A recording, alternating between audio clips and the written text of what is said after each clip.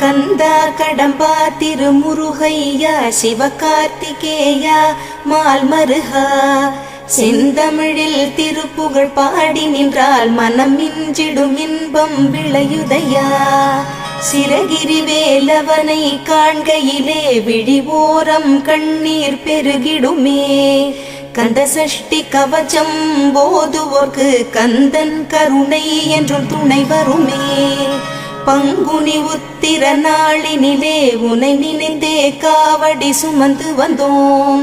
புன்னகை புரியும் ஷண்முகனே உன் சன்னதி தேடி ஓடி வந்தோம் உன் பதம் பணிவது